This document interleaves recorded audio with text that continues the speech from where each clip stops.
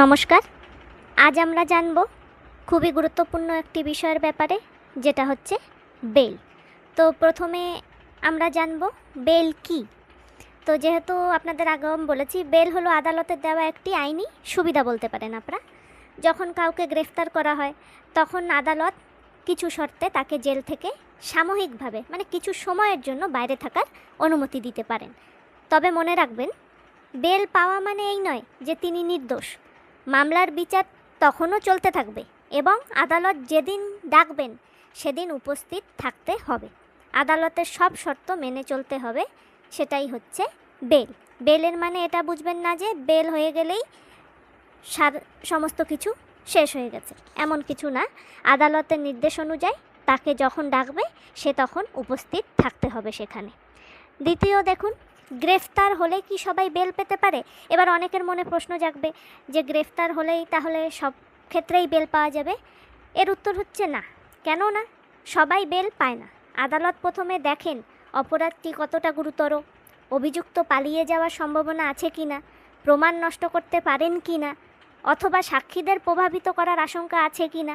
যেমন ধরুন, একটা ব্যক্তি জানে সাক্ষী দিতে আসবে, সেই ব্যক্তিকে প্রভাবিত করবে, ভয় দেখাবে, তেমন কিছুও হতে পারে।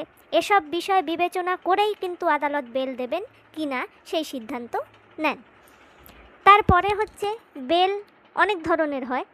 তাহলে গুরুত্বপূর্ণ হচ্ছে বেল আর অ্যান্টিসিপেটরি বেল। যেমন জামিন ও আগাম জামিনের মধ্যে পার্থক্য কী? এবার রেগুলার বেল, যেটা আমরা জানি জামিন, নেওয়া হয় কখন? গ্রেফতারের পরে। আর অ্যান্টিসিপেটরি বেল, যেটা আগাম জামিন, আগাম অর্থতে আপনারা বুঝতে পারছেন। অ্যান্টিসিপেটরি বেল নেওয়া হয় গ্রেফতারের আগে। এখন বলবেন কি করে গ্রেফতারের আগে বেল নেওয়া যেতে পারে?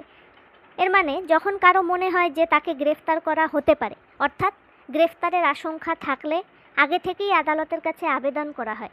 তাই এই দুই ধরনের বেলের সময় এবং উদ্দেশ্য দুটো কিন্তু আলাদা হয়। তারপরে হচ্ছে আমরা দেখব বেলের জন্য কোথায় আবেদন করতে হয়। এবার অনেক জায়গায় বলা হয় বেলে বেরিয়ে এসেছে, বেলে রয়েছে, তো এটার আবেদন তো কোথাও করতে হবে। তো বেলের আবেদন সাধারণত ম্যাজিস্ট্রেট কোর্ট, সেশন কোর্ট বা হাইকোর্ট এর করা হয়।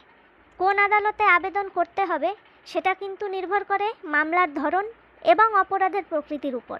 আদালত মামলার সব তথ্য শুনে সিদ্ধান্ত দেন। ঠিক আছে? তারপরে আমরা দেখব বেল না পেলে কি করা যায়। এবার প্রশ্ন হচ্ছে, আপনি বেলের জন্য আবেদন করেছেন, বেল পাননি বা সেই ব্যক্তি পায়নি। তো সেক্ষেত্রে যদি প্রথমবার বেল না পাওয়া যায় তাহলে হতাশ হওয়ার প্রয়োজন নেই। কেন নেই? আইনে আরও সুযোগ রয়েছে। প্রয়োজন হলে উচ্চ আদালতে আবার বেলের আবেদন করা হয়। এছাড়া মামলায় নতুন তথ্য বা পরিস্থিতির পরিবর্তন হলে পুনরায় বেল চাওয়া কিন্তু সম্ভব। তাই বেল না পেলেই আইনি লড়াই শেষ হয়ে যায় না।